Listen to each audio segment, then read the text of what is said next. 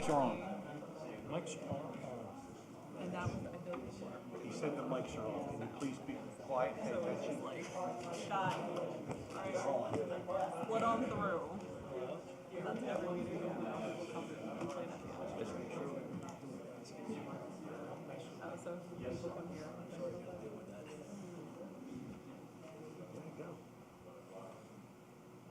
We're good, Frank? Yeah, no, come on. All right, it's 7 o'clock. We're going to call the meeting to order. Roll call, please. Councilperson Calderon. Here. Marino. Here. Matro. Here. R. Rodeo. Here? S. Rodeo. Here. Scipione. Here. Mayor Fragioni. Here. Present also Amanda Musillo, and for Town Solicitor Mike Malinsky, James Say of ARH. Notice of this meeting has been posted and given to official newspapers. Please familiarize yourself with the fire exits to the right and rear of council chambers. Please do not proceed beyond the front benches without invitation to do so from the mayor. Also, each person who wishes to address council will be allotted 5 minutes. All rise for the pledge, please.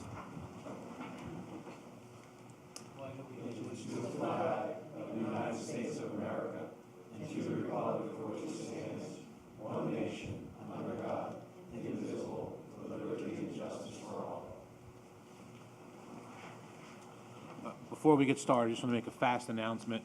I know there's an active flood watch in town until approximately 10 o'clock. Please be careful. I was in dispatch. We have multiple abandoned vehicles. We have roads that are flooded.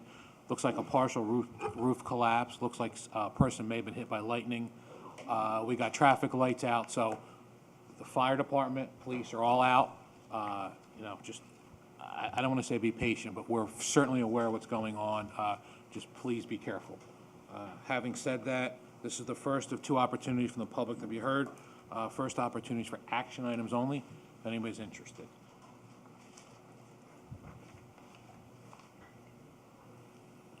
Seeing no one, I'll accept approval of minutes.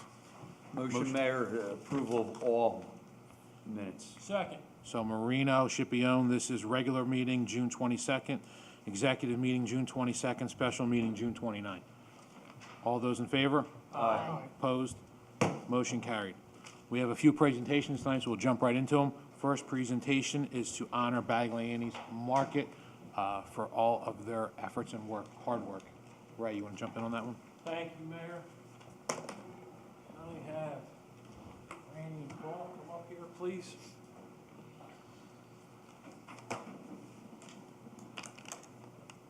Congratulations, man. You know, this is such an honor for me. Our families go back to the 70s. What can I say about you guys? I love you. So this is a proclamation honoring Bagliani's Food Market. I'm going to read it. Whereas the town of Hammonton is a community deeply rooted in rich traditions, a robust work ethic, a vibrant heritage, all of which are uniquely championed by its local business establishments and civic-minded residents. And whereas for more than 6 decades, 6 decades, Bagliani's Food Market has served as an essential cornerstone of the region, evolving beyond a premier Italian market into an enduring symbol of service, consistency, and multi-generational dedication to the town's institutions and families. And whereas the National Italian-American Foundation holds a foundational mission to keep the rich cultural heritage of Italian Americans alive and to celebrate their historic contributions. And whereas the Bagliani family was formally presented with the prestigious Commitment to Community Award during the NIAF 6th Annual Testimonial Dinner hosted at the historic Union League of Philadelphia, which I attended, and it was amazing. Whereas the prominent national honor stands as an official affirmation of the family's decades of steadfast civic devotion, showing that the Bagliani family does not merely support Hammonton, but actively helps define its identity and community spirit. Now, therefore, let it be resolved that the mayor and council of the town of Hammonton, county of Atlantic, state of New Jersey, do hereby recognize and express our highest congratulations to the Bagliani family for receiving this well-deserved distinction, for representing the town and on the national stage, and for their ongoing legacy of leadership and community preservation given on this 27th day of July, 2026.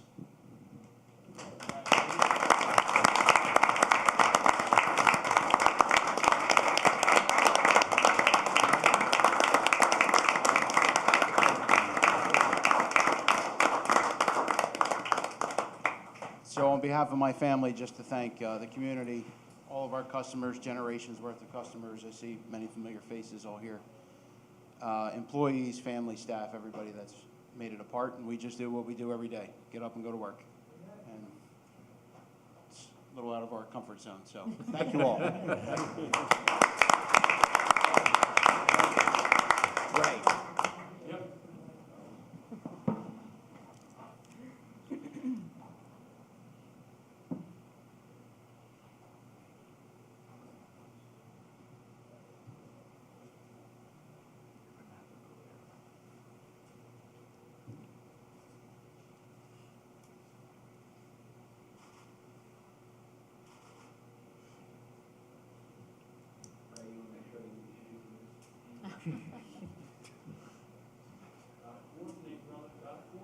Looking good, brother. Thank you. We appreciate it. Great job. You got it. Yep, yep.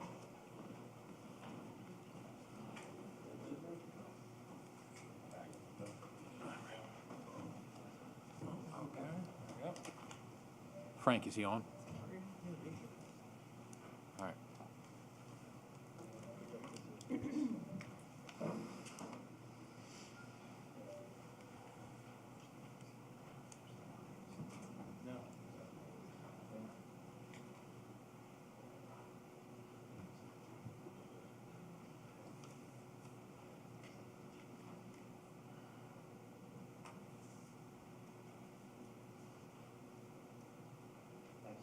Good night, guys. Good night. Yep.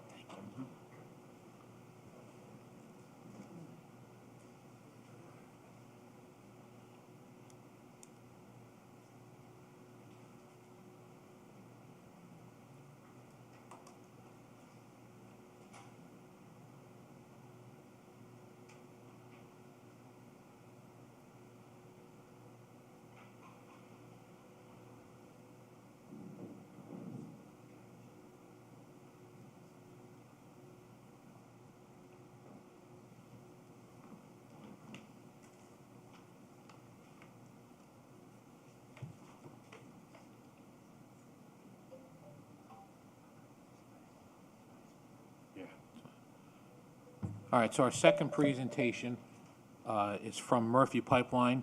They're the contractor for the first phase of the water line going from Second Road to First Road. This is Bill, who's going to explain a little bit about the technique, how this whole pipe bursting situation works. Bill, can you hear us? I can hear you, yeah? All right. We can hear you too. Good. Great. You're up. Yeah, you're on, Bill. Okay, great. Well, yeah, thanks for having me. Appreciate, getting your time here. As I was introduced, yeah, my name is Bill Fussner. I'm the Director of Technical Projects for Murphy Pipeline Contractors, and I'm just going to give you a quick rundown. Let me share my screen and give me the thumbs up or something once sharing is not turned on. Might be one last step here. Okay, there we go. It's screen 2, share.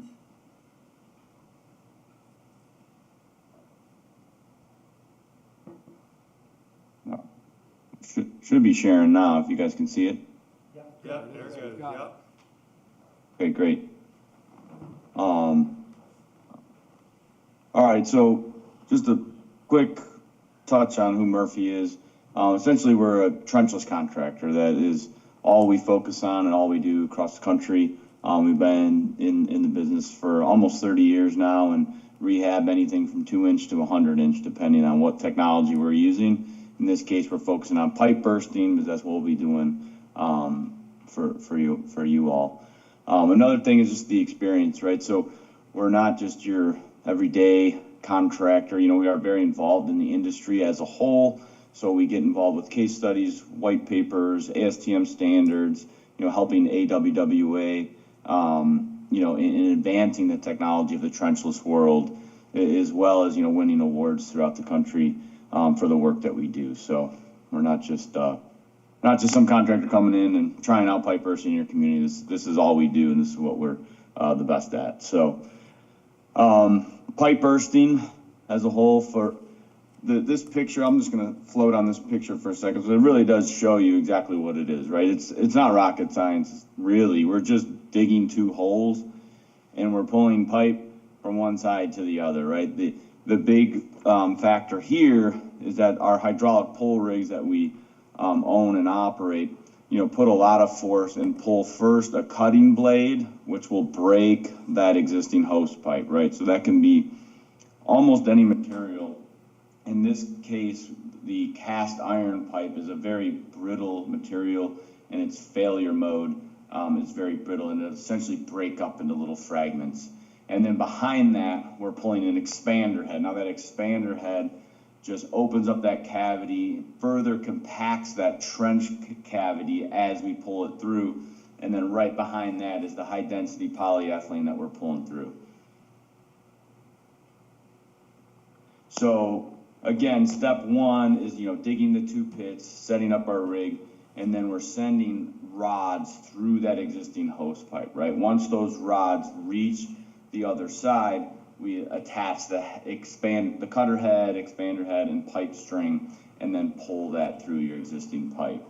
So we do tend to move, once this really gets going, we can average around 1,000 to 1,200 feet a week, and that's essentially 2 pulls. The length of each pull will be anywhere from 400 to 700, depending on how we can set up that pull. I think in this case, we're averaging around 400 to 500 foot a pull on this project. So that per week number includes setting up your bypass, so the community members will never be really out of water for any long period of time. And it also includes reinstating to the new main and backfilling, right? So as we move down the street, the bypass moves, the excavations get backfilled and move. We kind of move like an assembly line down the street. And one of the ways we do this efficiently is by what's called pre-chlorinated pipe bursting. So we will have selected the yard already. We'll actually be mobilizing very soon out there. But that yard will be used to fuse all the segments required to complete the job. We'll pressure test and get our bacteriological tests completed and approved by the city. And then these segments will sit sealed on site until they're ready to be pulled into place, right? So once our pits are ready, we will attach that head, pull it into place, and then in the afternoon, basically in the morning we'll pull, in the afternoon we'll do the service reinstate, and that pipe will be up and running, and we're ready to move on to the next one. So this whole process you're seeing from attach head to reinstate services happens all within one day. So here's a general flyover of what a pipe bursting job looks like, right? So it's hard to tell that there's 600 feet of 8-inch pipe being replaced, because as you'll see as we fly over, there's not much to see. I will point out the 2-inch bypass that will be running all of your temporary services off of, so that you can kind of see it in the gutter here.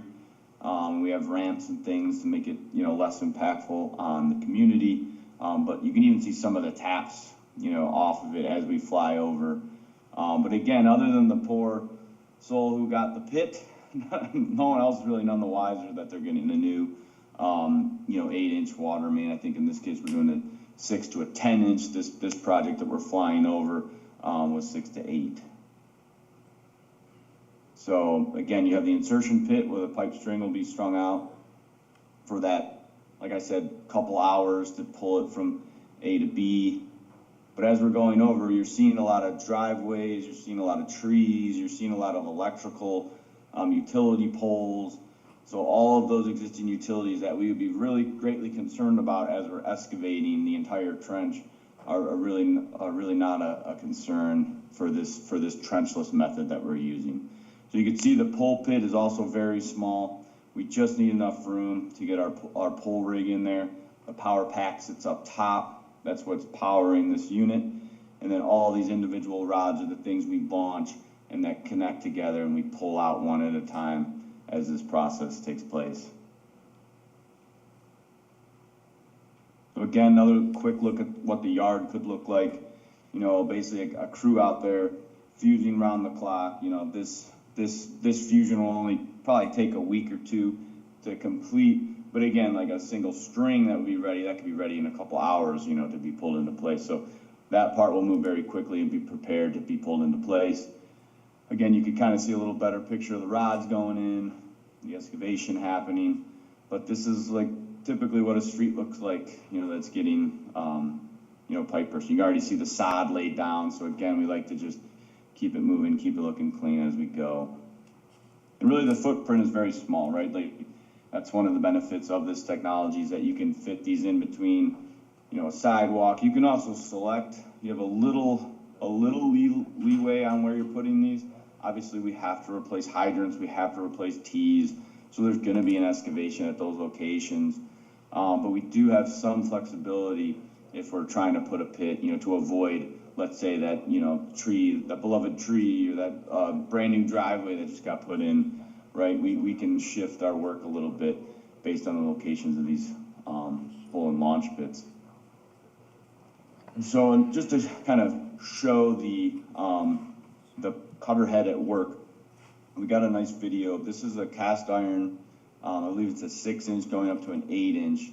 So you'll see this existing valve actually that we exposed, just to get a good view of how powerful these cutter heads are. So you'll shortly see almost like an arrowhead cross cutter head going here. So, and you see the really ductile properties of that cast iron. See how it's brittle, breaking up into little fragments. And I will say we don't typically burst through valves. It's just kind of a cool video to show how it works. This valve would be being replaced, so we would have cut it out already and pulled through this location. But it's always cool to see things break by means of pipe bursting. So just behind that, you'll see the expander head. Here's the expander head coming into view.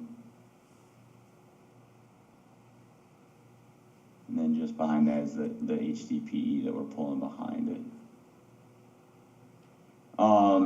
Just another quick look, you know, kind of how flexible the material is, right? We can really angle this in and have it strung up along the street. So again, another way to, you know, reduce the impact on the community is that, you know, unlike a ductile iron or a cast or steel even, you know, the bending radius is not great, right? So this would have been strung across, you know, an intersection in this case. But we're able to flex it in there. And here's just a schematic of, you know, all we're doing is displacing soil, right? So that the soil displacement go up, down, depending on, you know, the existing trench. But this was in Florida, right? So these mains are very shallow. Obviously, you know, I'm from Cleveland, so we need a minimum of 5-foot depth, right? So this picture would look very different in New Jersey or Cleveland, but you know, this did not impact the road, right? The road didn't heave in this case, right? Because we were just doing, and it's only 3 feet deep in this case. So.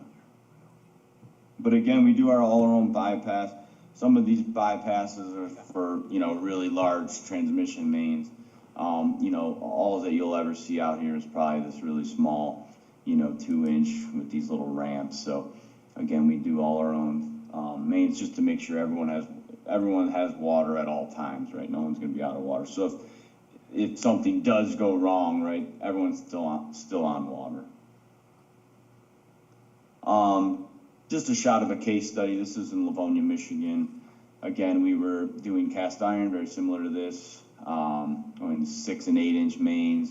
all the way to 12-inch. So this was 32,000 feet of main that we were replacing via pipe bursting. But again, I like the shot because it does show what, you know, a pipe bursting project looks like, right? You have a pit here that we used probably on the previous pole or launch, and we're, you know, the existing launch pit is way down the street, right? But we're able to get this, although it was only a couple hours that we were pulling this, you know, a resident comes in, hey, I'd like to get in my driveway.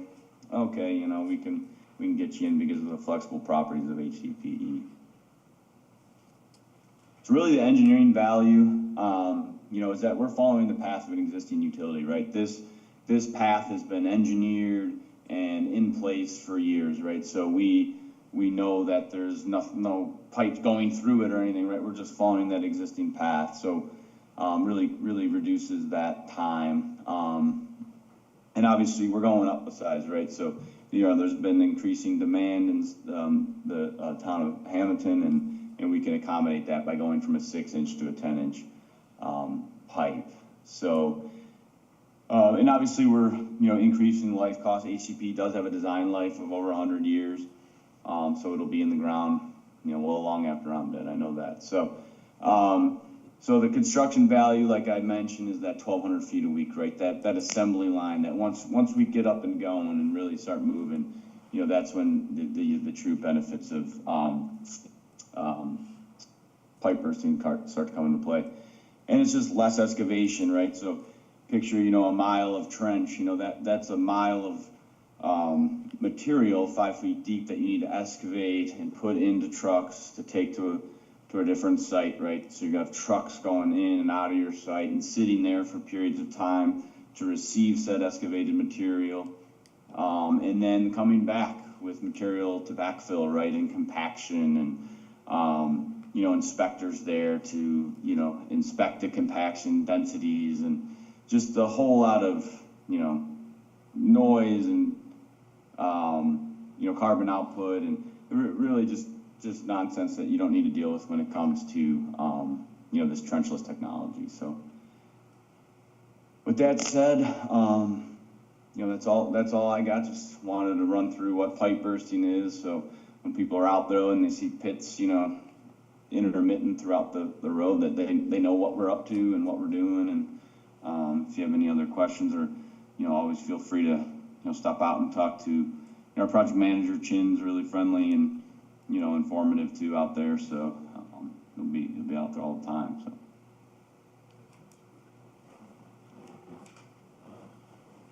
So. Just so everyone's aware, this presentation was given to DOT last week. DOT approved us to work days. This will be done during the day, not at nighttime. And this water line is located southbound? Southbound. It's right on the shoulder line. So we're going to be able to hopefully be able to go north and south by just diverting some of the traffic into the northbound shoulder. So hopefully there won't be any road closures. And like Bill said, if they're doing 1,000 feet, the rest of the road is accessible where we don't have a trench disturbing it. So that's the process. DOT is on board with it. And like I said, we're going to start mobilize next week, and then construction will start the week of August 10th. So if you see them out there, they're going to go from Second Road toward First Road. Any other questions about the process, thoughts, anything? I do have two questions. The first is a little bit simpler.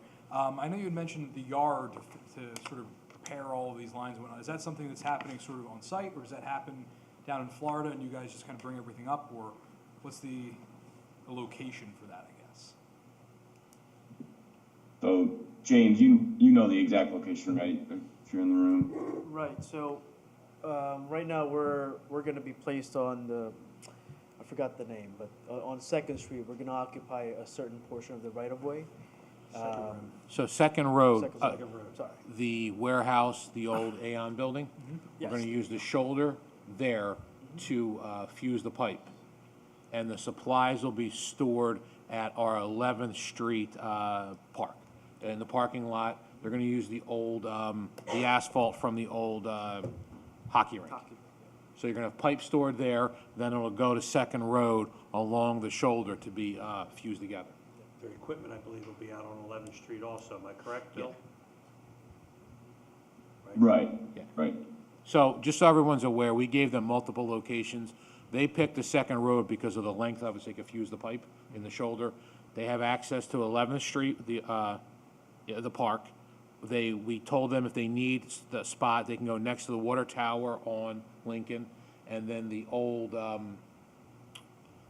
what's the building on the cardboard that burned? Where? Oh, but the community garden, if they need that spot too. If they need to store equipment, we give them multiple locations to store equipment. And my second question was the famous question from the last meeting. I just wanted to, you mentioned road heaving, and I'd done some reading about it, and just wanted some clarification on whether or not that would be a risk for this particular project. If you could provide, a little bit of additional color on some of the physics and mechanics behind that, that would be really helpful. Right. Yeah, I mean, honestly, this was a no-brainer for me. I mean, the depths are fine. If it was 3 feet deep, like a Florida job, and we were going from 6 to 10, I would have maybe some concerns, right? But it being 5 feet, we're not even within, I would say a 3-foot impact range is really what I'd consider, and the road's not close to that, so we don't have a ton of concerns there, no. And Bill, to add to that, I would think that our soil is much, I mean, we're a sandy soil here in South Jersey. Yeah. I mean, you go to Yeah. Michigan, like you mentioned earlier, and you go to Florida, those soils aren't sandy in either spot that I know of. I mean, am I correct? Right, so we've done a lot of pipe bursting in like Utah too, or even some areas in Cleveland where it's really dense clays, right? And we had to bring one of our larger rigs, which we didn't expect to need, to move that dense clay, right? But for you all, I mean, these trenches, I doubt they're at 100% compacted, all around the pipes, all right? So we have some soil to disperse out and down as well.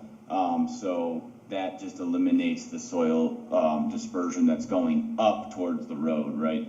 And from my understanding, it does have a concrete with an asphalt overlay, correct? That's in phase 2, correct? Yes, Yeah, that's so- phase 2, yeah, during the downtown phase, the one you're so in now, you're on the shoulder, but. Yeah, so again, I don't have any concerns with that, no. Thank you very much. Yes, sir. Anybody else? Questions?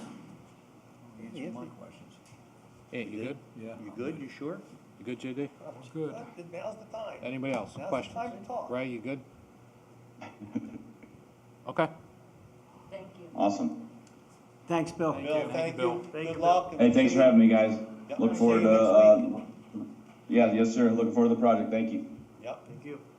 And Bill, real quick, Yeah, Real quick before you go, this is Sure. all if it was an open trench, you wouldn't have been bidding, am I correct? This is all you That's do correct. is pipe bursting throughout the country.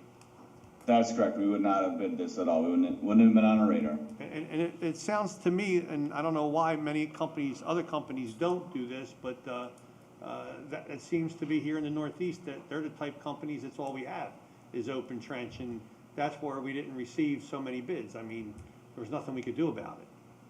Yeah, the rigs are millions of dollars, right, so not everyone's interested to start trying out something like this, right? We've got over 25 years of lessons learned, right? So, it's not something you just pick up and try to learn, on the fly, you know what I mean? Gotcha. Thanks, Bill. Thank you very much. Yes, sir. All right, you guys have a good one. Yep, take care. Thank you. Take care. Bye-bye. Bye-bye.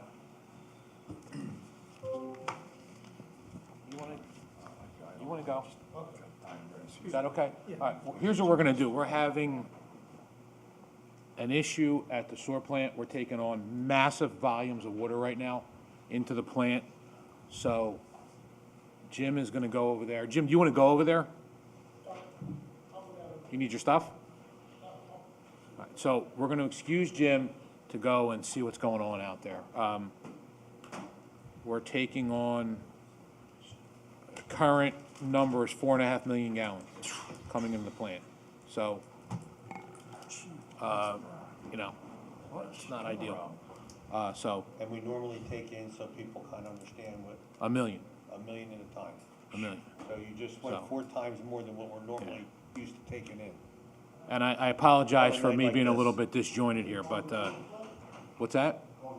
It's not overflowing, but it's coming in fast. Yeah. Real fast. And I apologize for the disjointedness. We have, I'm not even sure how many roads are flooded, but it looks like quite a few, so, yeah. Okay, so we've got Mike from Triad and the Green Committee. Next.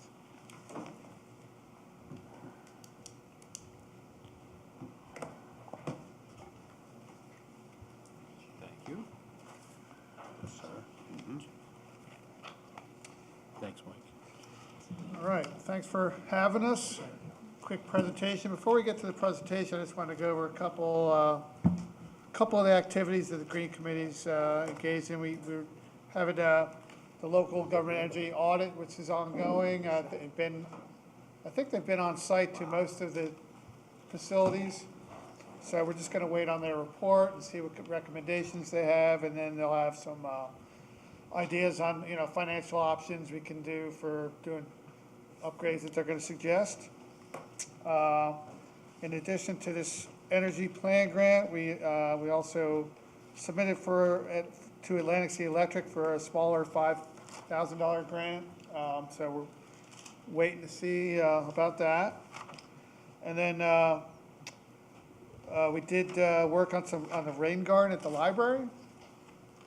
And I think there's also interest in doing some more rain gardens around the Lake Park. So I've reached out to some people at Rutgers and hopefully have some of them help us, guide us on the best way to get that done and the best places to have it be done at. So we're ready to help wherever whenever you want us to start taking a look around. We have a couple of people that are very interested in helping out with that. So.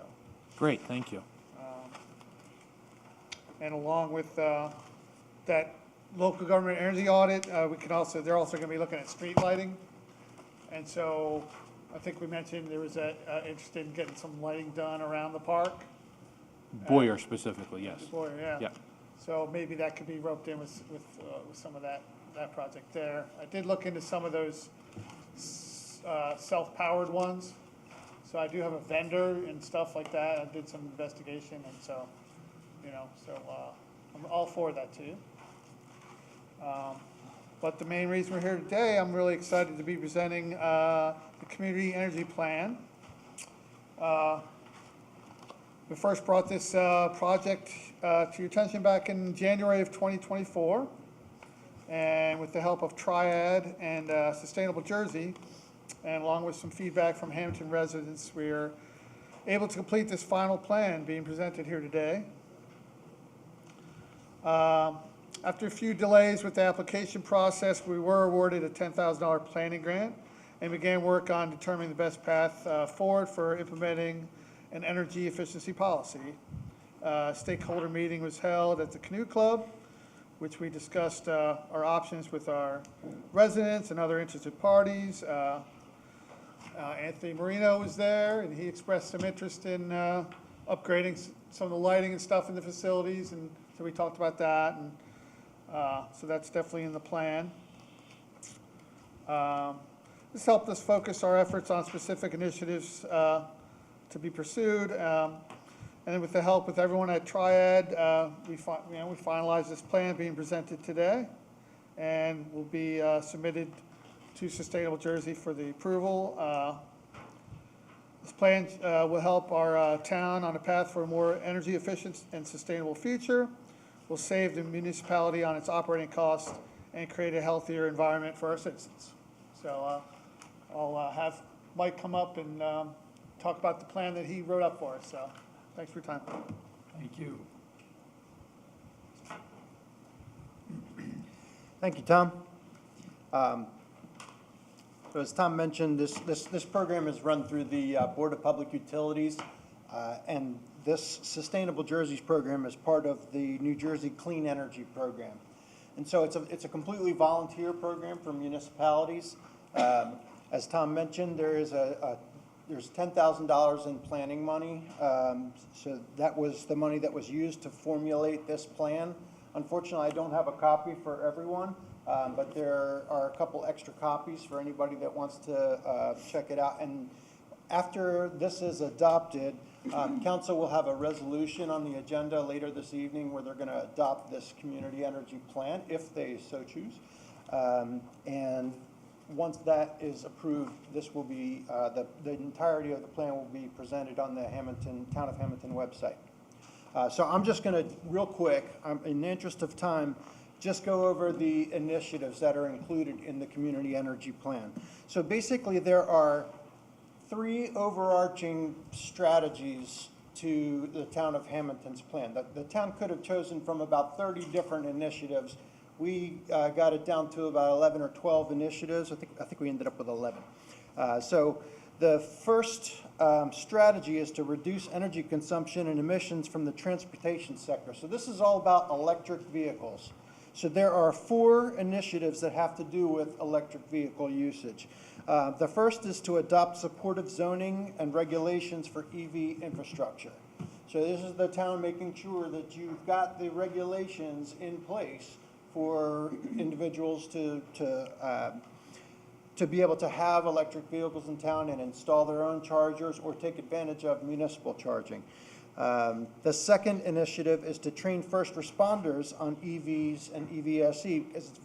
The types of fires that can result from an electric vehicles with the kinds of batteries that they have is very different than putting out a vehicle fire from a vehicle that is fueled by gasoline, for example. Completely different kind of fire, completely different techniques to battle that fire. The third initiative related to EVs is to actually install a public EV charging infrastructure. And I believe, Tom, you mentioned it would probably be maybe the parking lot across the street as an example. Yeah, it doesn't. We don't have to identify now where it goes.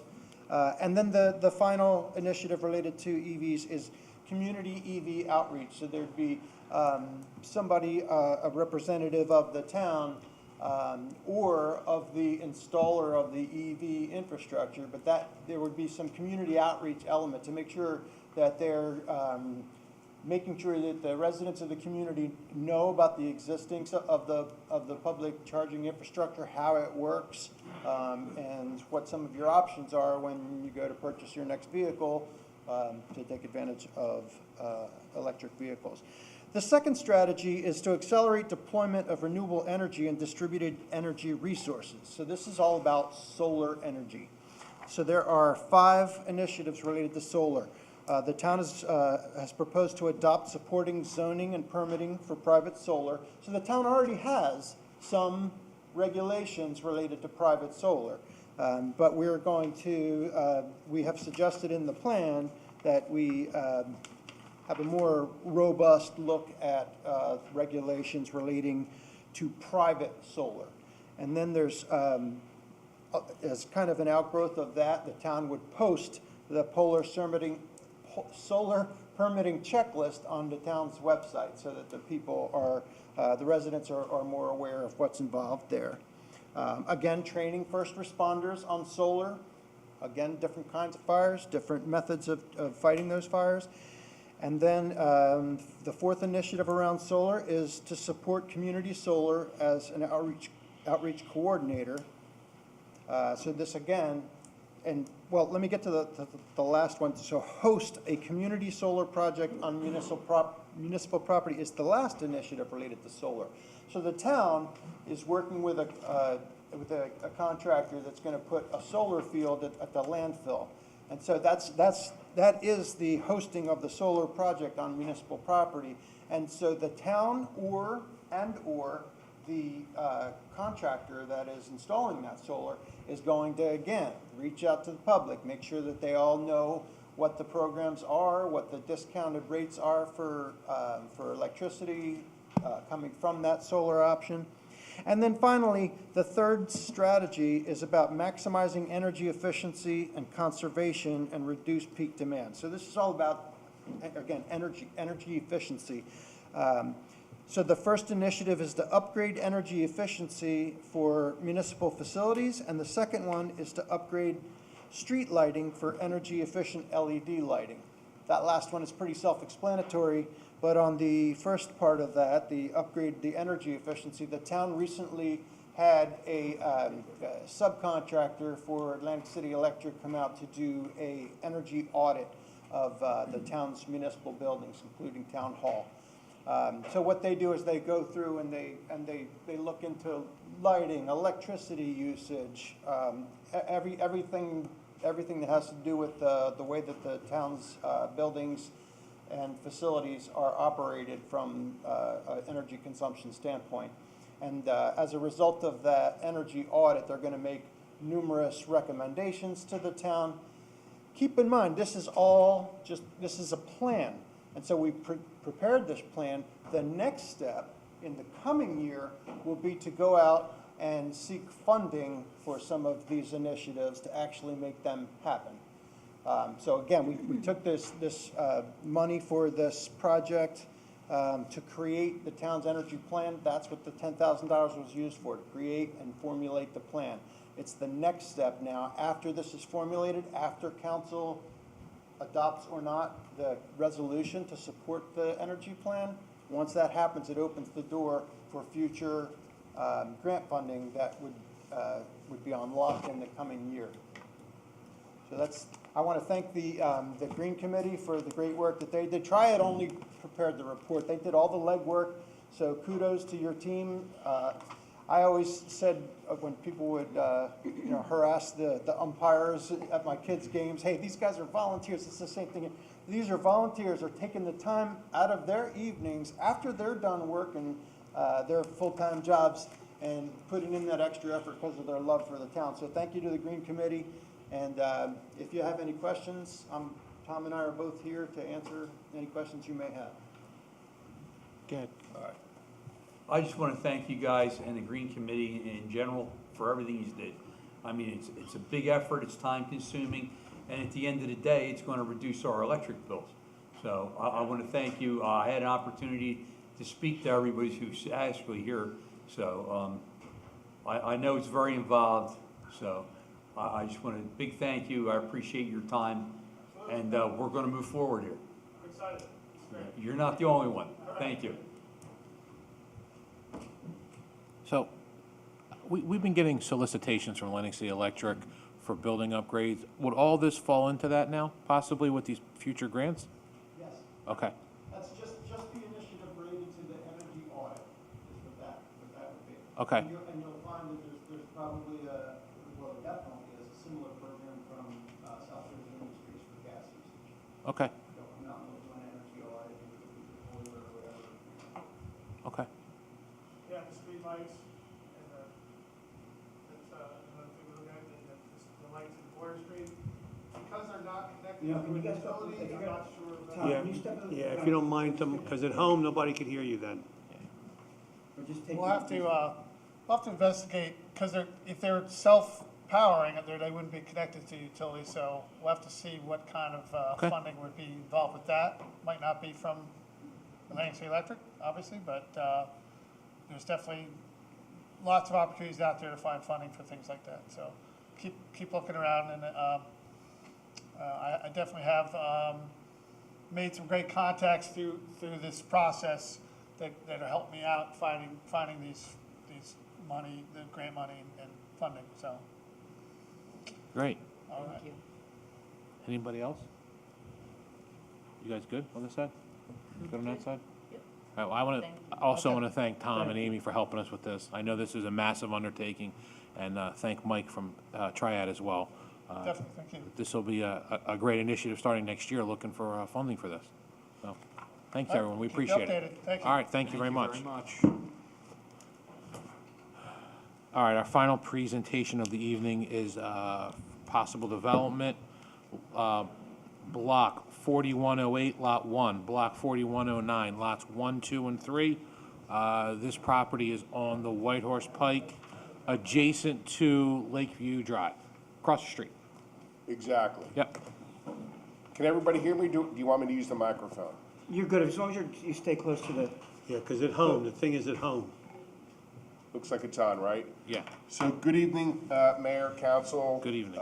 Board council professionals and staff. My name is Stuart Platt. I'm from the law firm of the Platt Law Group, and I represent D.R. Horton, who's here tonight to present you with some options for the property, a conceptual review of 4 different concepts that we have. The proposed project is a mixed-use development, and we're going to be handing out some renderings for you, some basically reductions of what we're going to put on the board. It's a mixed-use development. Right now, the property is zoned highway business in R3. It does not permit townhomes, which is one of the predominant type of building style that we're going to be offering this evening. Should you decide that you want to move down this path, then a redevelopment scenario would likely be the best path forward for that. So I know that you have a meeting ahead of you, and the roads are, hopefully they're receding. So we have a few folks that I want to have introduced. They can introduce themselves. Joe, why don't you come up here and just let them know who you are. Joseph Hanrahan, good evening. I am a licensed professional engineer with VHB Engineering, and I am a consultant to D.R. Horton. And I have some D.R. Horton folks up here. Patrick Bryson, D.R. Horton, Head of Acquisitions. Mayor, Council, thank you for having us this evening. I'm Jenna Gannon, Division President for D.R. Horton. Thank you so much. So, Joseph, why don't you walk the mayor and council through the overall site and then proceed with the different concepts that we are giving them some options and some variety to take a look at this evening. Sure. Is there a better spot for the yeah, you know, because You got to flip it for the public. Just turn them this way. We're good with ours. Yeah, just turn it that way. Perfect. Corner right there. Perfect. Thank you. Yeah, you want to catch that camera in the corner. So this is a rendering of a Frank, concept yes. plan. D.R. Horton put together 4 concept plans. They've undergone a study on the property. Just to orient the board, the council, to the board itself, you have South White Horse Pike running down the left side of the page vertically, and you have Boyer Avenue at the rear of the property running vertically on the right side of the page. North is diagonally to the top left. The property is adjacent, as the mayor had alluded to, opposite Lakeview Avenue, across from the Market Retail Strip Center that's across the street. The property is 29.3 acres, entirely wooded. Again, it backs up to Boyer Avenue. D.R. Horton, like I said, has undergone a study on the property to develop a townhome community. So they're interested in developing a townhome community on the property with 2 retail pad sites at the front. Each of the 4 concepts is generally similar, with the difference being the different products that they are proposing. So of the 4 concepts, concept number 1 is an inclusionary concept. It's an 80-20 plan, 80% market rate and 20% affordable. Concept 2 is a 100% market rate concept. It's a 20-foot wide product and a 24-foot wide product. Concept 3, again, is a 100% market rate concept with a 20-foot wide product only. And then Joe, how many units are in concept 2? Excuse me? How many units are you proposing in concept 2? Concept, I'm going to go through all the unit counts individually. I'm just summarizing at the moment. I'll get to all the unit counts in a minute. I just Good. have those on this paper here. So I'm sorry, you're up to concept 3? yeah, concept 3 was the 20-foot wide product, 100% market rate, and concept 4 is the age-targeted concept with a 24-foot wide product and a 28-foot wide product. So this first one here that I'm presenting is the inclusionary plan, 20% affordable. It has 256 units, 205 three-story townhomes that are 16-foot wide by 42-foot deep, and 51 affordable stacked apartments, 22-foot wide by 48 feet deep. As I said, each of the concepts is similar in layout.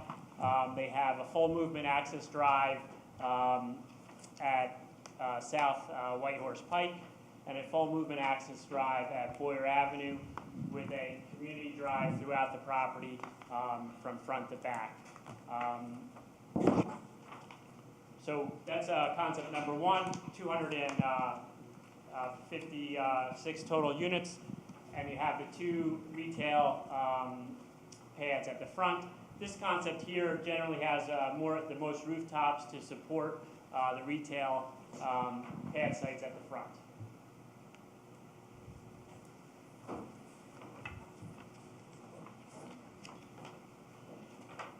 This is concept number 2. As you can see, it's a similar layout, but bigger product. It's a 20-foot wide and a 24-foot wide product. This concept has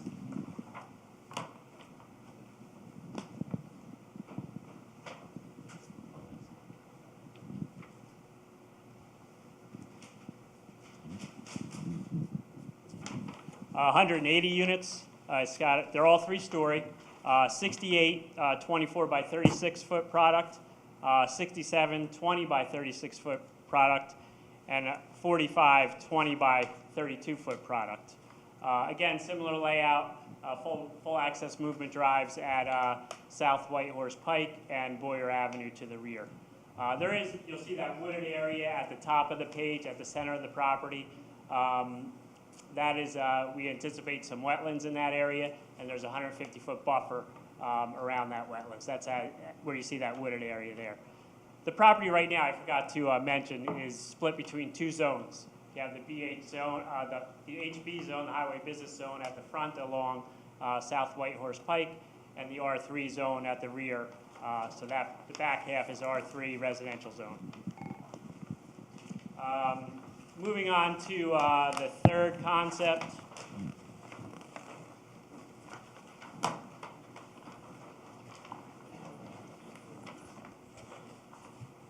This is, again, 100% market rate concept, but all 20-foot wide product. So these are, again, 3-story, 20 by 36-foot deep product.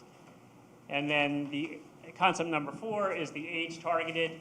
They're all Joe, how many units are in concept 3? 173. And then concept number 4 is the age targeted.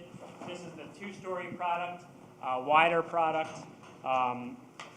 There's 62 28 by 59 townhomes and 59 24 by 58 townhomes for a total of 121 units.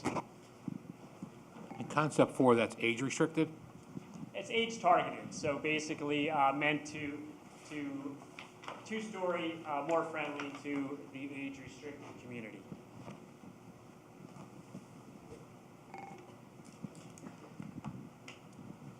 That's a summary of the concept that you have before you. We also have in those packages renderings of the elevations of the different products.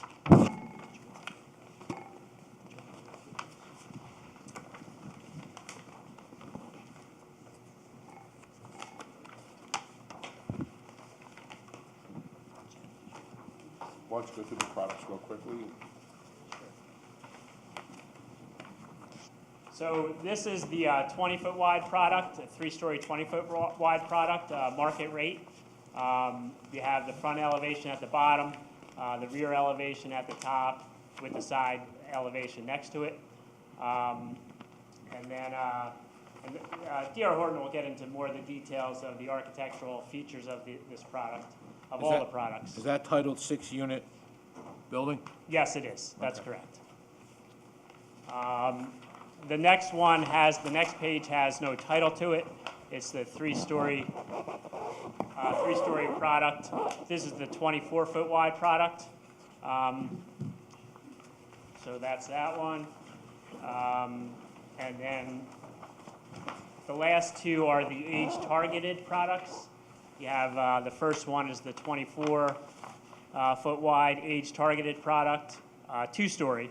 All the rest are 3-story. And the last one is the 28-foot wide age-targeted product. Again, 2-story. And the age-targeted products are all 2-car garages also. Does anybody have any questions for our engineer? Because we want to have a D.R. Horton representative give you some further detail. Just one question. On the commercial piece up front, you've got 2 commercial pads. How much further back does the actual commercial zone go? It goes up to about halfway, splits the site in 2. So if you could imagine the site just being split into front half and back half. So let's call it a third of the proposed units are on commercial zone. That's correct, yes, Okay. about that. Joe, did you work out any kind of potential square footage on the retail, total square footage on the retail? We haven't done any plans, but each retail pad site is 1.8 acres. And we did buffer between that retail pad site and the proposed residential uses. Thank you.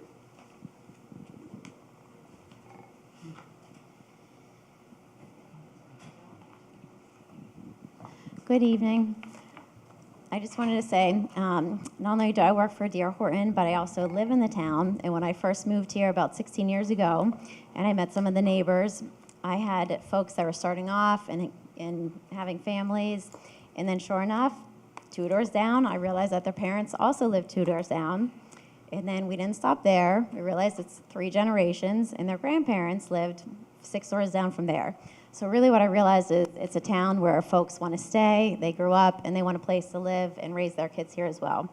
From there, and working for Horton, my folks found, this piece of land, and that's what really we wanted to connect with you all to help shape, the future of this site and see what would make the most sense in alignment with y'all, but also provide housing, because there is very much a shortage still going on.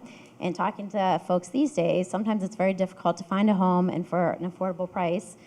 So that's where to be able to bring in a development here to help folks be able to stay, or even new folks come to the town, while simultaneously, bringing ratables to the town, creating a really nice entrance and, signage, everything as you come from that area of the Pike, and also just to help, support all of the local business, bring more dollars, more folks into the town to keep the stores thriving, and overall, just to make sure that we also could help with, additional commercial in the front. So I just wanted to say thank you for the opportunity to potentially build in the town and to work with y'all on a future community.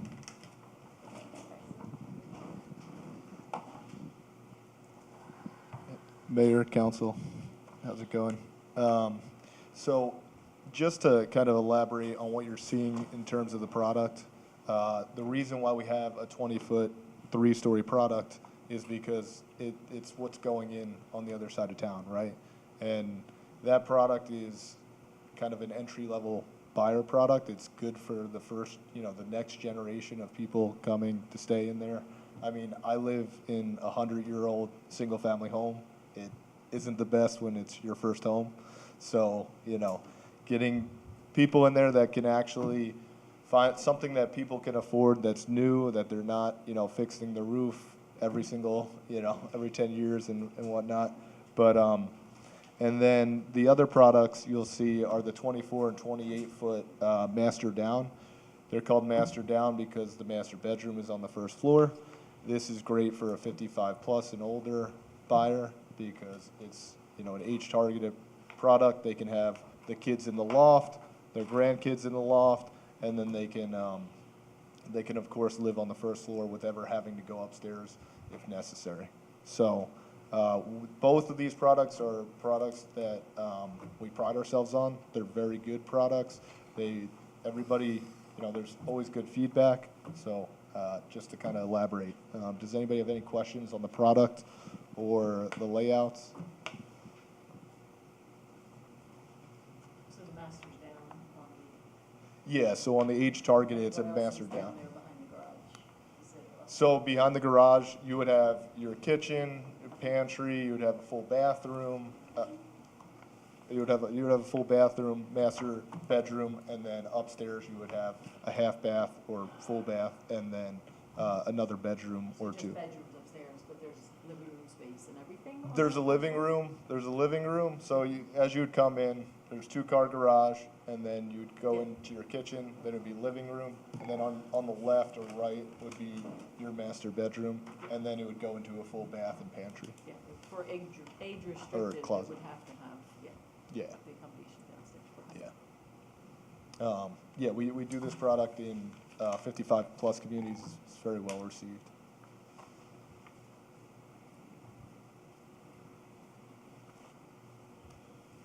Any additional? All right. Thank you for your time. So, Mayor and Council, that is our presentation for this evening. If you have any questions, you take a look at it. I guess your professionals have done a review letter on a 173 unit market rate product. Take a look at it, let us know some feedback. We want to provide different alternatives for you to feel what is the best fit for your community. And we can discuss this or meet again, come back if you narrow down what you're looking for, or if you want some improvements on what you've seen, please let us know and we will move forward accordingly. So thank you for your time and drive home safe. Appreciate it. Thank you. And just a couple comments just from where my seat here. One is, obviously, we want to maximize the amount of commercial land that's developed. There's a limited amount of commercial land left on the pike, and every square inch that we can make commercial, in my mind, should be commercial. Secondly, we're really grappling here with another development. We're looking at school capacity issues, looking at our utility issues. So all those things are things that we take seriously, and that's how we look at these projects. So my mind, it's maximize the commercial. 1, 2 is we got to look at the viability of additional units and what that does to our schools and what that does to our public utilities as well as our our public services. And we find that to give the town maximum flexibility, redevelopment may be the way to go so that those types of issues can inure to the benefit of the community, the schools, and so forth and so on. And that, especially since we don't have the zoning right now anyway, redevelopment, if you want to go in any of these options, redevelopment may be the way to go to give Hammonton the maximum flexibility. Right, and I notice, I'm down that area all the time. That's a beautiful piece of woods that's going to be, gone. So that's all things that we'd have to grapple with, and, I don't even know what you need in terms of variances on this. Let's say this goes the conventional way. What are we looking at in terms of variances? Is this even, if this doesn't get a redevelopment, is it dead in the water? Can this even get through our Board of Adjustment with what you're looking to do here? Sure. Okay. Did I mention to you that I'm a solicitor in Winslow Township and I was instrumental in getting the jail deal killed? Does that help at all? Well, I think Sam and I helped. I know. We came in there and screamed and yelled too, so. We're both I knew I knew your Yeah. face from somewhere, now I know where. For 6 months, I don't know I if got it's good or yelled bad. at, and when we finally got rid of it, not one person said thank you, so. Well, thank you, we appreciate it.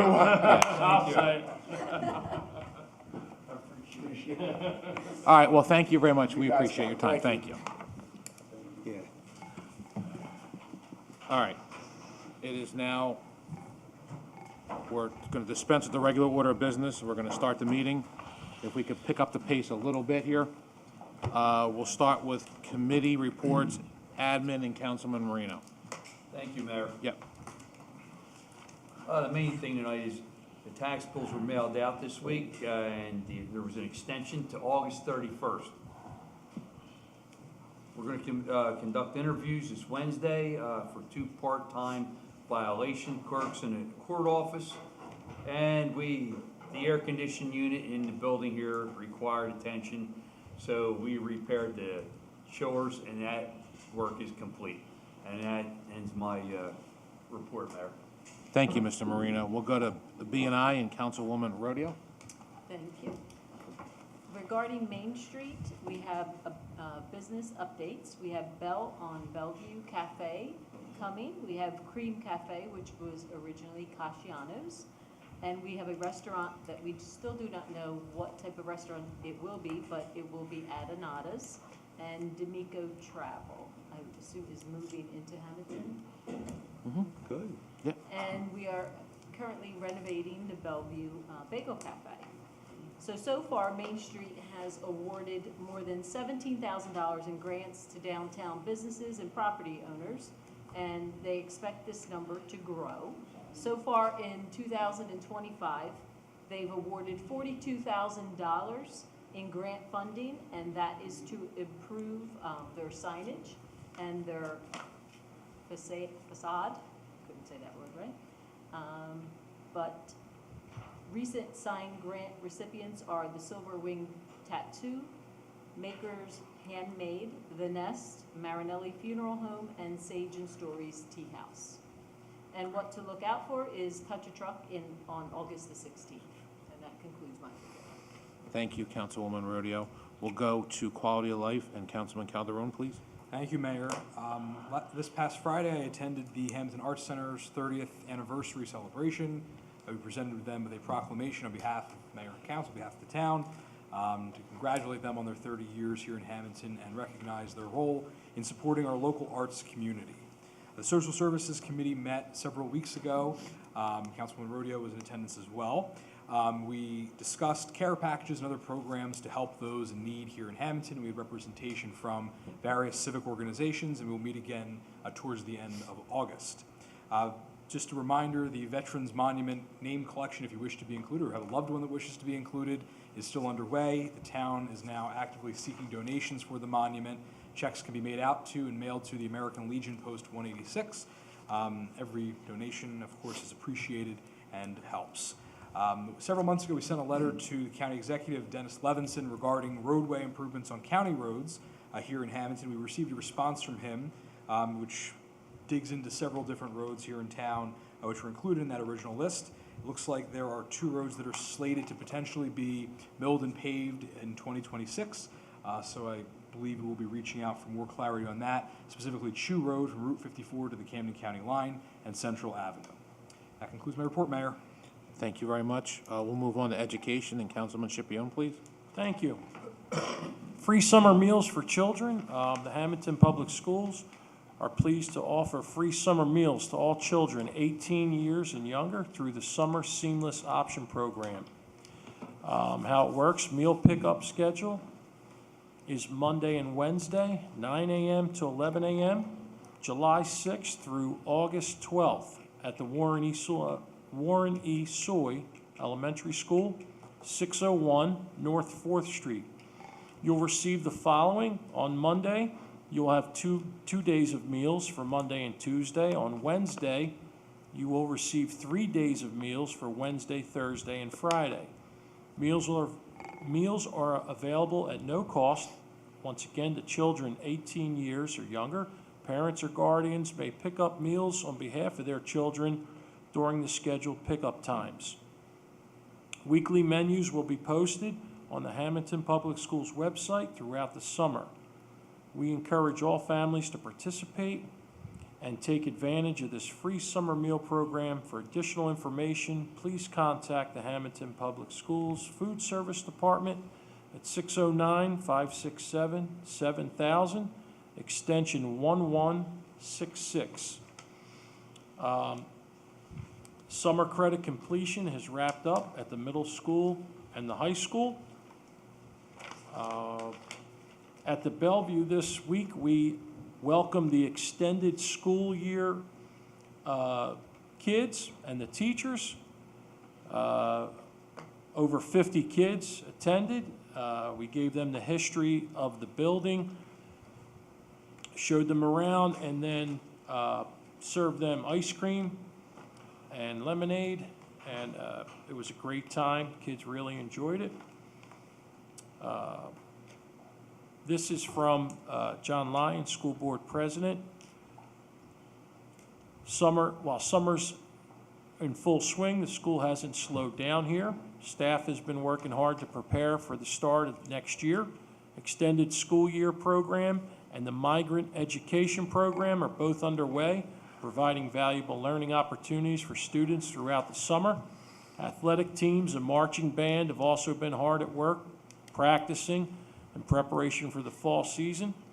Teachers have been meeting with students enrolled in the advanced placement AP courses to help them prepare for the rigorous academic expectations of the upcoming school year. We're also excited to report the construction on the Early Childhood Center, the ECEC, second floor addition is nearing completion and remains on track for the start of school. I also heard it's coming in under budget. Over the coming weeks, parents and students will receive important information regarding orientation schedules, bus assignments, teacher assignments, and other back-to-school details. We hope everyone enjoys the remainder of the summer. Look forward to welcoming the students back at the schools on Tuesday, September 1st. Real quick, Anthony and I also attended the art festival.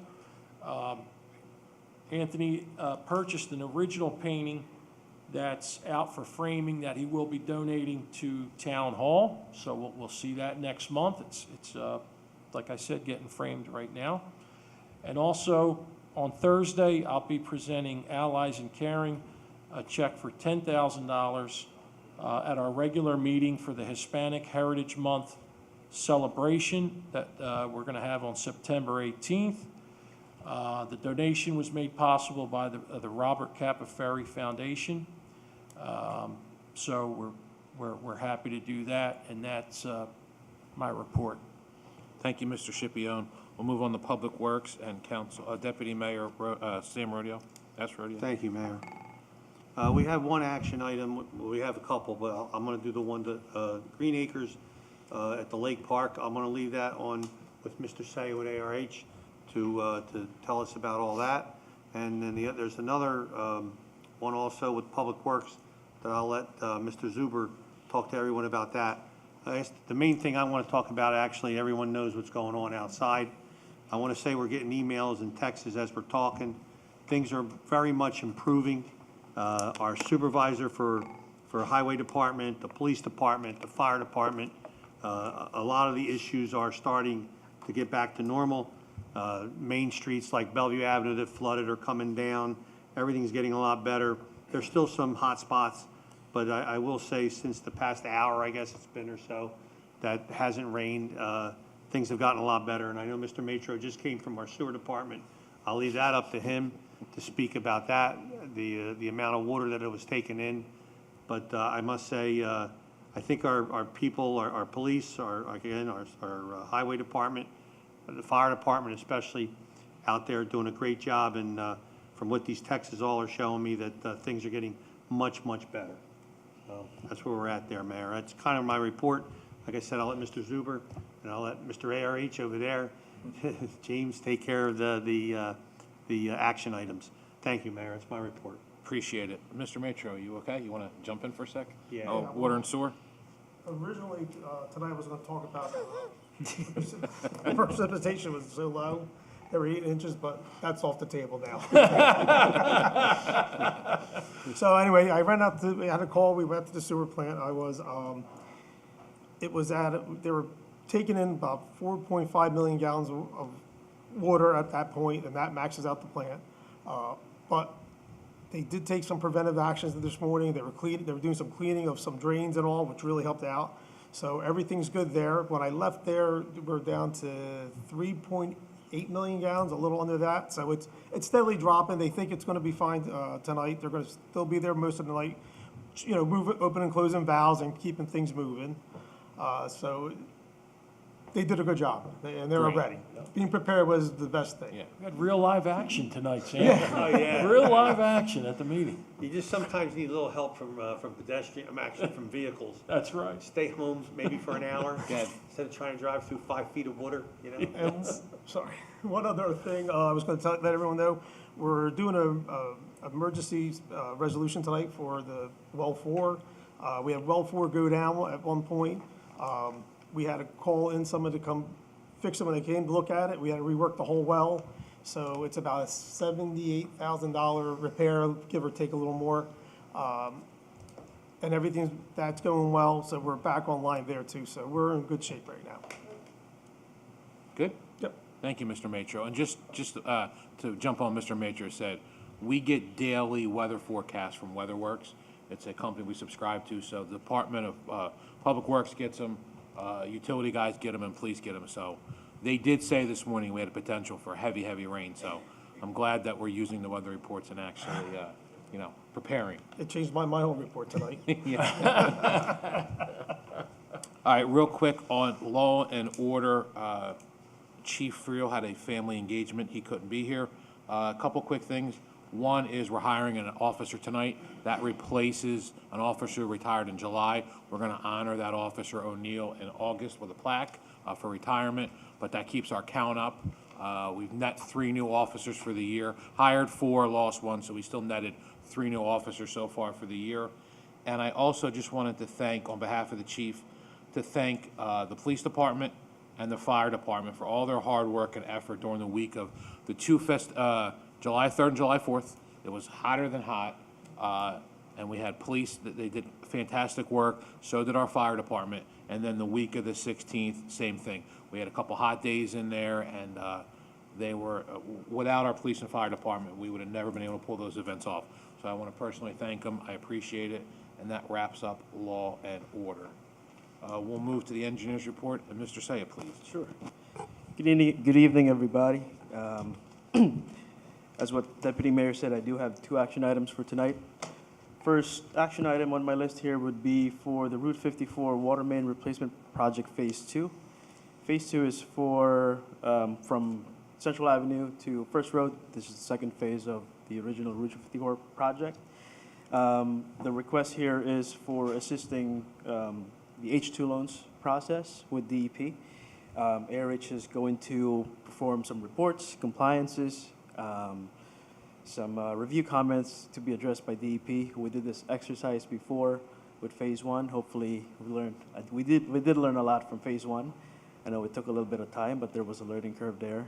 But the idea is to apply that learning curve here on Phase 2 to move things along quicker. I know we're on a timeline, but this proposal is for $18,575 for engineer services related to Phase 2, H2 Okay. loans. Accept the motion on that? Mayor, I'd like to make that motion, to be honest with you, and That's rodeo. I'd like to add a little bit, Whoa. That's rodeo motion. but I'd like to add a little bit to that. Or rodeo. All right. Get add. I think we had a presentation tonight that pretty much, I would think, cleared up everybody's questions and anything and anywhere. These guys, this is what they do. They do nothing else. Been in business for 30 years around the country. For them to put in this pipe in Utah, and we're in South Jersey, I don't think there's much of a problem. I really don't. Utah, I don't know where there's sand in Utah, if you ask me. All I know about is mountains out there. Okay, so I think that they know what they're doing. I hope they know what they're doing. No, there's never a guarantee, but I think we're on the right path, and I think he made a very good presentation. All right, So yes, with my motion, Mayor. All right, got it. So a couple things, just so everyone's aware. Phase 2 did not go out for bid yet, so that will go out for public bid. Part of what James is saying here is the advantage to H2 loans is we know we have $2 million coming to us for Phase 2 and principal forgiveness, same as Phase 1. The amount of paperwork the state likes in order to get this money going is extravagant. That's why ARH is asking for the funds to help with that. In addition to that, there is a possibility. We're taking a very conservative approach here, saying $2 million. principal forgiveness. There is a possibility, because there's lead and galvanized lines in phase 2, that we may be able to get more than 2 million, but we're using 2 million as our base case. And again, this is all the kind of paperwork and the conversations that James needs to have with H2 Loans to try to, you know, convince them one way or the other of how this is all gonna go. So we know we got 2 million coming to us. I suspect, judging by the call last week, just to kind of keep everyone informed, once phase 1 starts, I think the DOT will have their comfort level they need, and I think that they'll move on phase 2 so we can get out the bid probably early fall. Would be a fair And we should guess. have a good idea how the project would go. It's very similar. Yes, so that's where we are with it. It will be pipe bursting phase 2, similar as phase 1. The only caveat is we have the railroad crossing. We already have the permit. That's gonna be a jack and bore underneath of the railroad. Correct. And then the pipe will be pulled through the sleeve. So other than that, the rest of it will be pipe bursting, similar to phase 1. And once it goes out to bid, you know, hopefully we get a couple bidders. So that's where we are with it. Any other questions on this? You guys good over there? You guys good over here? Okay. So roll call, please. Councilperson Calderon? Yes. Marino? Yes. Matro? Yes. R. Rodeo? Yes. S. Rodeo? Yes. Scipione? Yes. Mayor Fagioni? Yes, motion carried. Thank you. And for our second action item, this is for the 2026 Green Acres Lake Park design. As you recall, earlier this year, Triad, ARH, we teamed up on putting an application in on 2026 Green Acres. Last year's Green Acres we call it Jake's Law, that project. So it's a similar approach. This proposal is for design, bidding services, construction management, coordination with Triad and different contractors, maybe Tailored Design Group, for various amenities within this proposal. So that would include the bandstand, some stormwater management features. We also have some ADA walkways, a bocce ball court, and an outdoor fitness court. So there's a lot of components to the lake park, which ties into the overall master plan that we designed, we helped design more than a few years ago. This is for a request for engineering services for an amount not to exceed $129,590. So accept the motion. Motion. Very good. Second. Who was the first? Ray and Anthony. Anthony, or, first and second. Okay, Intro. so we received a grant from Green Acres in the amount of $600,000 with a $600,000 town match. Here's what we did to get our match down a little bit lower. PPA, Pinelands Preservation Alliance, is giving us $55,000 to help with stormwater management. That comes off of our $600,000 match. We have $60,000 that we already purchased turf for the bandstand with a previous grant. That comes off of our $600,000 match. We have the fitness court of $40,000. That as a grant comes off of our $600,000 match. There was something else, Frank. Was it the $90,000 for the tot lot? I don't recall. I don't misspeak. I don't. Regardless, we got our match down to, I thought the number was 348, Yeah. maybe a little bit less, of which we already have the bond in place. So the 1.2 between Green Acres, matching grants that we're able to find, and the town's money gets us our 1.2. That's where we are with Correct. this. Yep. Yeah.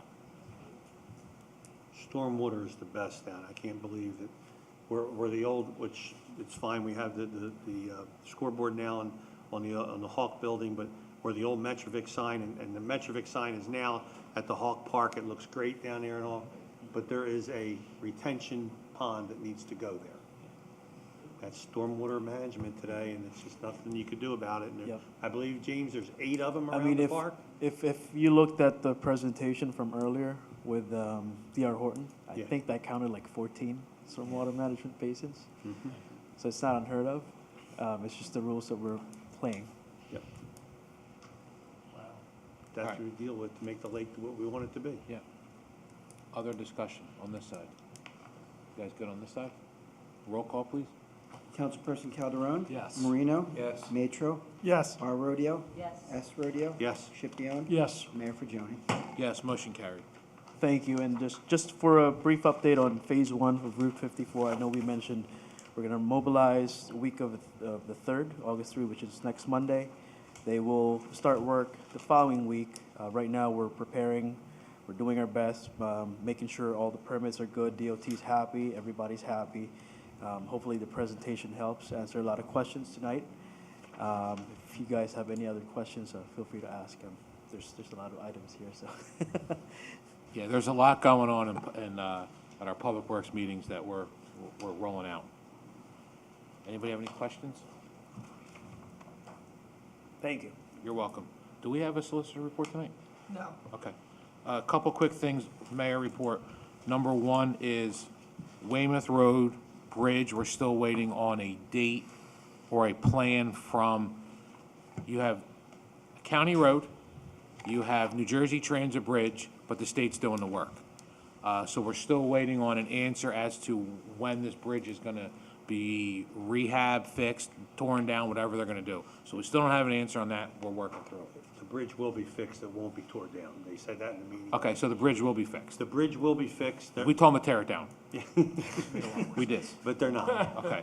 The state DOT and New Jersey Transit, the bridge is going to get fixed. What they're gonna do, they didn't tell us in a meeting, when was it, week ago? Thursday of last week. Thursday of last week, right? You were out there with me, and there was about 12 of us out there. We met at 9th Street Crossing. I says, give me something. 2 months, 4 months, a year, 2 years. No. It'll be within a couple, 3 months. James, you were there, Yeah, right? I was there, yep. That's kind of the way I took it, you know, so hopefully, So I I- can't I- believe it was January 5th. They Correct. closed that bridge Yep. here in 2026, and we're still waiting for an answer, but hopefully in the next 2-3 months. I kind of tried to corner them, and, but they said it will definitely be fixed, it will not come down. Definitely before the end of the year. But yeah, definitely before the end of the year is kind of the way they put it. Yep. I don't know. James, are you gonna hold them to that? He's helping with that. Oh, don't worry, we're helping. Why am I not surprised? So, the other part about Weymouth Road is, we've been on the state to clean up this detour plan. This detour plan is a mess. As we get complaints and pictures and notifications, we're sending them back to DOT so they can fix these signs. We got signs, detour signs that are down, detour signs that are too close to intersections, and quite frankly, detour signs that no one understands what they're even talking about anyway. Yeah. So, we hear you. I'm not trying to pass the buck, but we are definitely in communication with DOT on those detours regularly, trying to figure this out to kind of ease some of our traffic issues in town. So that's that. In light of what happened tonight, I had this on to talk about anyway. On Bellevue, there's filter bags in all of the storm drains. We've asked for those to be removed as part of the state project.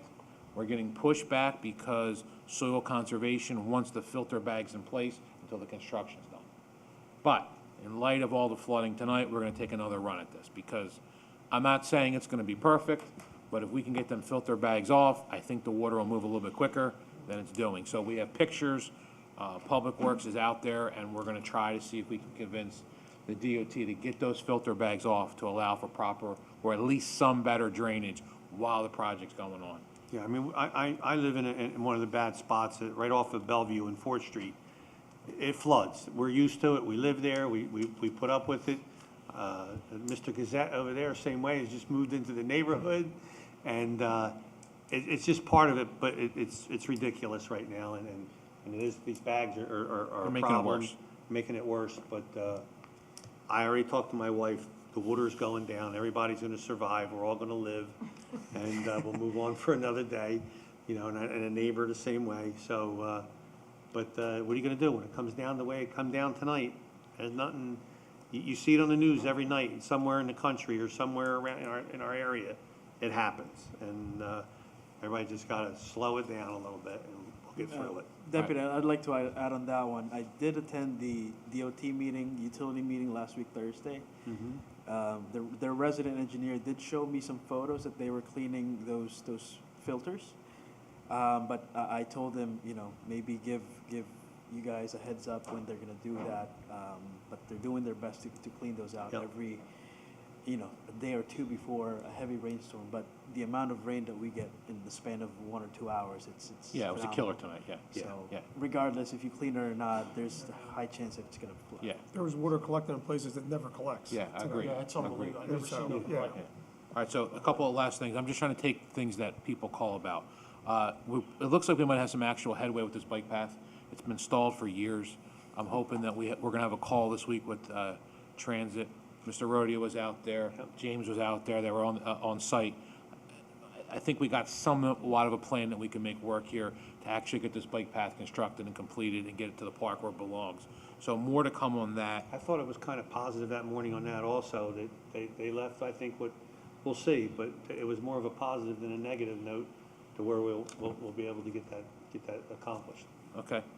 And two last things. One is, I'm getting calls from residents. Atlantic City Electric is going through neighborhoods, and they're putting up new poles, and they're leaving the old pole next to the new pole. We've already reached out to the community relations with Atlantic City Electric, because why would you leave the old pole? It's kind of stupid. So we heard you. We're on that too. We're waiting to get an answer back from Atlantic City Electric. And lastly, I just wanted to personally thank Councilwoman Rodeo. Councilwoman Rodeo, along with the 250th committee, performed an amazing task in a very short period of time. We came up with the idea at the beginning of the year to do the 250th. Councilwoman Renee was at all the meetings. They went to meeting like weekly or even more frequently than that. And they were sending me with spreadsheets with all this stuff. And so she did a fantastic job. The 250 did a fantastic job. A lot of communities did not do July 4th events. One, because of the weather, and two, I think they were a little bit worried about public safety. We forged ahead, and I thought you guys did outstanding, and I want to thank you, and I want to thank the committee, because without you and the committee, we wouldn't have had such a successful event, so thank you. Thank you. You're welcome. That's all I have. Nothing running from me. Public Works report. Okay, thank you, Mayor. Yeah.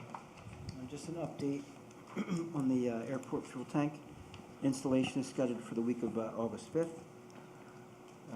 The process should take about 2 weeks. They'll also test the 100 low lead tank that's out there. The POS system that is currently being used can be used for both tanks, so if you go up there, you can hit a button to choose either the low lead or the gas for the gas for the helicopters. I lost my train of thought of what kind of gas it is. Avgas, jet fuel. Jet fuel, Jet A fuel. Jet Thank A, you, Sam. yep. Jet A fuel. So they'll be able to use the same POS system by just hitting a button. There'll be no disruption in aircrafts being able to fuel. So when they're out there, once they're done, they'll transfer the good fuel to the new tank, and we'll move on from there. Like I said, they'll also test the 100 low lead tank, and hopefully if that tank is able to be used, we'll be able to sell both types of gas, the Avgas and the 100 low lead, the Jet A and the low lead. Yep. Bulky waste pickup will be from August 3rd to the 7th. Brush pickup will be August 10th through the 14th. County recycling pickup will be August 3rd through the 7th, August 17th through the 21st, and also August 31st. Under the town clerk report, we have 4 items. Number 1, accept the resignation of Justin Day from his position in the Highway Department. That was effective July 9th of 2026. And approval of remaining accrued vacation and personal time according to the contract. Number 2, approval to promote Michael Zelinski to heavy truck driver in the Highway Department as per blue collar contract, and this will be effective August 1st of 2026. The 3rd, approval to hire Andrew Werner as Class 2 police officer effective 2026. That's when he will start the academy. The hourly rate to follow the current contract. And finally, approval to hire Autumn R. Garcia Costa as a part-time public telecommunicator, dispatcher, 19 to 26 hours per week, hourly rate of $18, no benefits, and this will also be effective August 1st of 2026. Approval is read. Motion on the clerk's report. Motion, Mayor. Marino first. Major Second. second. Discussion on the clerk's report. Anyone? Guys good? Roll call, please. Councilperson Calderon? Yes. Marino? Yes. Matro? Yes. R. Rodeo? Yes. S. Rodeo? Yes. Scipione? Yes. And Mayor Fagioni. Yes, motion carried. Approval of bill list? Motion. Motion. R. Rodeo first. Second. Matro, second. Discussion on any items on the bill list. What was that for? Bill list. Bill list. Roll call, please. Councilperson Calderon? Yes. Marino? Yes. Matro? Yes. R. Rodeo? Yes. S. Rodeo? Yes. Scipione? Yes. And Mayor Fagioni.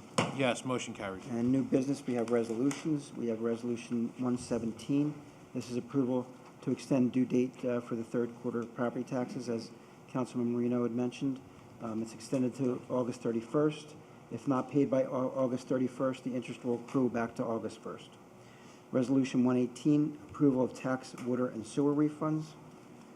Resolution 119, we're going to table for tonight. Resolution 120, award contract for DY Consultants for the apron rehab.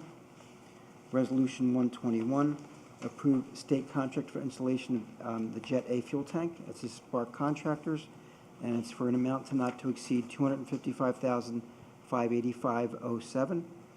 Resolution 122, authorize application for the NJEIT loan for Phase 2 of Route 54 water main project. Resolution 123, award emergency contract for repair and replacement of well 4 pump. As Councilman Matro had said, it's for AC Schultes, and it's for $78,113 even. Resolution 124, approved place-to-place transfer of Frog Rock Country Club liquor license. This is just going from the place that unfortunately burnt down to the shed next to it. Nothing else has changed. Resolution 125, authorizing various refunds. Resolution 126, approval of amusement games license for DiDonato's Bowling Center. Resolution 127, authorizing electronic tax sale. Resolution 128, authorizing contract for electronic tax sale. Resolution 129, approving the second annual cornhole tournament. This is October 17th from 11 to 5 p.m. on Lincoln Street. Resolution 130, authorizing National Night Out, which is August 7th, Friday, August 7th, and it's at the high school. Resolution 131, approval of Halloween event, and this is occurring on October 3rd. Resolution 132, adopt the community energy plan, as we've heard earlier today, tonight. 133, approval to apply for the loan for NJEIT for Lakeview Gardens. Resolution 134, approval of the Puerto Rican Civic Association Festival, and that is on August 30th, Sunday, August 30th, from starts at 12 p.m. at the Civic Center. Resolution 135, approval of Touch a Truck event, which is Sunday, August 16th, from 12 to 4. Resolution 136, authorizing grant application for Atlantic City Electric. And finally, Resolution 137, authorizing funding agreement for Green Acres. Approval as read. Motion for all? Motion. R. Rodeo? I'll second, Mayor. Marino, second. Real quick, 120, the award to DY Consultants for the airport was an FAA grant. They're funding that project. I think we put up, what, 5%, Frank? Correct. 5%. So the remaining money is funded by them. Is 119 tabled? Yes. Okay. 119 is tabled, it's off the board, yep. Okay. Yep. And then just to quickly note, I will be abstaining from Resolution 126. Mr. Donato is my cousin. 126. 126. Okay. All right, any other discussion? All right, let's do a roll call then. Councilman Calderon? Yes to all, abstain on 126. Marino? Yes. Matro? Yes. R. Rodeo? Yes. S. Rodeo? Yes. Scipione? Yes. Mayor Fagioni. Yes, motion carried on And all. that concludes my report, Mayor. Thank you. Thanks, Frank. All right, second opportunity from the public to be heard. Talk about anything you'd like, if you'd like to come up.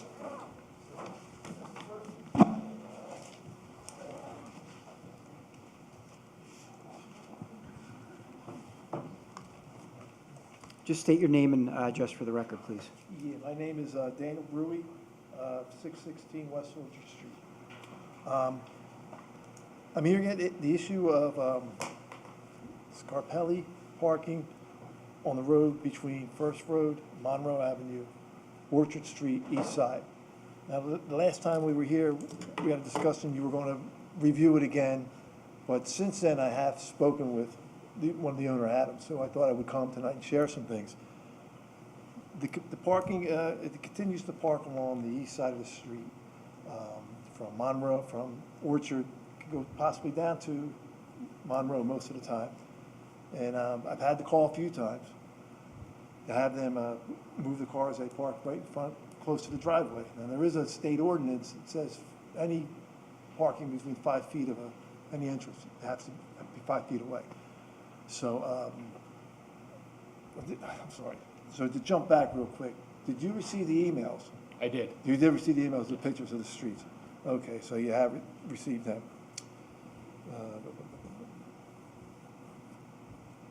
Now, like I said, I made phone calls. I had to make phone calls over there to have them move the cars. But I did call over and speak to the owner, Adam, who called me back, and we discussed the parking. And I saw the sign back there, it says additional parking in the back, and I asked him if he could possibly, the staff, because it's mainly the staff that parks along that street, it's like the staff parking lot, they could park over there. And he explained to me that he bought that property, the land, and the house. Last time we spoke, he was trying to get a lease, he told me. But he bought the property, and I asked him if he was going to make it parking. He said what he's doing is making that front house an office. The back part, he'd like to make some parking. But he has people that come from out of state there, he has big events, and he understands my parking, you know, the parking situation, the people come from out of town, has big events, and if he has his staff, which is a large staff, park in the back, he would lose 15% of his business. So when he told me that, I assumed that there's no parking, he's not concerned about the parking of the residents. That's how I took it. But anyway, so I would like here to suggest tonight, there's no parking on the other side, you've done that the last meeting, on the west side, that we could have no parking on the east side, at least from the corner from First Road, maybe to the end of my property, second up where the driveway is, or the sidewalk starts, no parking between the signs would be a fantastic solution. Now, over this past weekend, the wife and I have driven around the town, and there's parking Railroad Avenue, Orchard down the end, 4th Street. If you take Bellevue Avenue, make a left on 4th, there's first two houses have no parking. As you go down further, there's parking on the other side. Pleasant Avenue, there's a lot of parking in front of, no parking signs in front of homes. And there's one on Cottage Avenue, there's a business there. Right next to it is a real nice house with a pool. No parking was permitted, was put up there. So I would like to be, my suggestion, but I can't tell him what to do. We could make the whole thing a parking lot, and that would end it for everyone. He says he plans on being there, I'm sure, for a while. But if not, I would like to have, if we could, consider it, the no parking between First Road and the sidewalk and then my property. Maybe.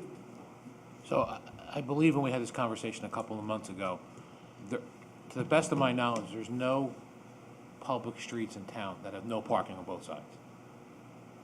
Well, technically, the way the lady explained it, it's not on all the way down on each side. She said before there was no parking on 4th Street on both sides. When you go down Bellevue, make a left, the first two homes on the right, there's no parking, there's 2 signs there. On Tilton Avenue, by the 7-Eleven, you make a left, there's no parking. There's parking signs there, we drove around, we saw it. So there is Orchard Street, further down my house, across the track, it's all the way down, on the left side. I know you're saying it's on both sides, but if you can't have no parking on both sides, could we at least have no parking between like certain hours on my side, on the east side? I mean, you can't, I mean, it's. Here's what I'll do. I'll talk with the chief. I'll see what we can do. You know, we promised that we get no parking signs up, we did.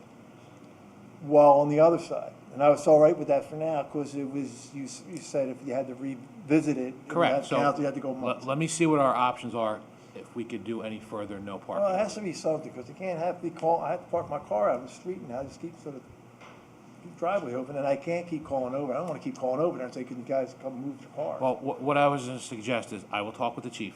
Like I Okay. said, he's not here today, I'll talk with him tomorrow, Wednesday, whenever he gets back. Okay. See what we can do.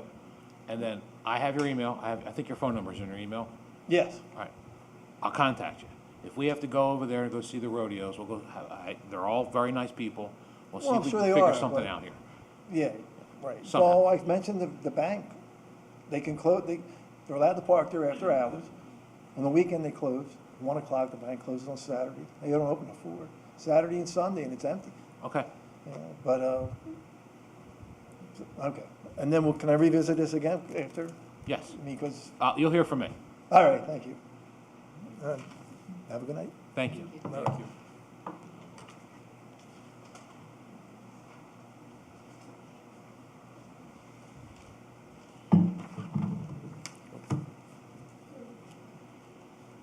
You guys can hear me? No. If not, you can talk to the one right in front of you. You can just Over do, here? yeah, you're fine. I'm a little tall for this one, but I'll make it over here. Name It catches and- you. You could stand up straight. It'll catch you. Oh. Yeah, just bring it up. There you It's go. all right. I'll figure it out. All right, name, you guys need? Yeah, name and address, please. Name and address. All right, Stephen Holman, 3 Sayer Drive, Sickville, New Jersey. So I'm here today as a representative of Climate Revolution Action Network. We are a nonprofit that works to protect our environment and the communities in New Jersey. Also here as a alumni of St. Joe Hammonton. So I wanted to talk today about the Mullica campaign that we're running. So we're running a campaign to help protect the Mullica River. We want to see it be added to the National Park Service's Wild and Scenic Rivers program.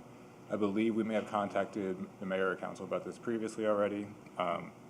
So as a background, the Mullica River runs through the entirety of the Pine Barrens ecosystem. I'm sure as you guys are aware.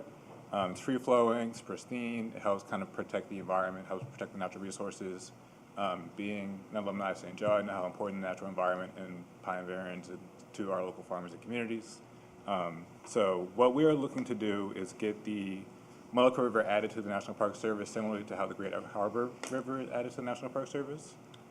This would not create a designation that would create a new park in New Jersey, but it would provide local agencies with resources that would help protect the natural river and the natural ecosystem. Hammonton being a part of that watershed for the Mullica River would then also have access to those resources to help protect the local ecosystem.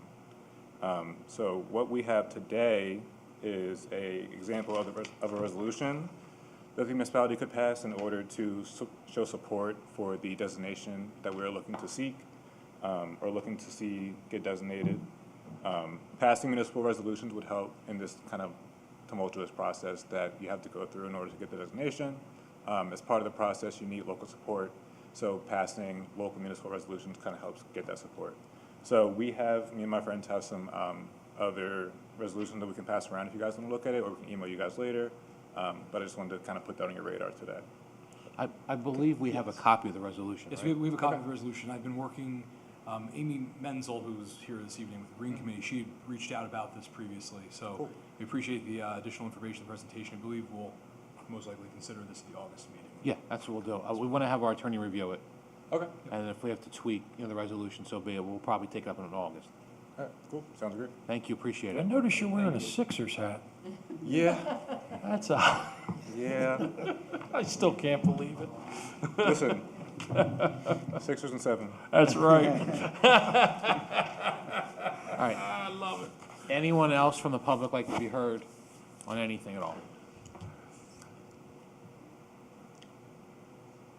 We good, everyone? Okay. Anyone up here? Got LeBron, man. We got LeBron. Life's That is good. true. All right. Just be careful tomorrow. We're going to get another heavy shot of rain. I think that wraps us up. Accept the motion to adjourn. Motion. Second. Calderon, Matro, all those in favor? Aye. Aye. All right. Thank you, everyone.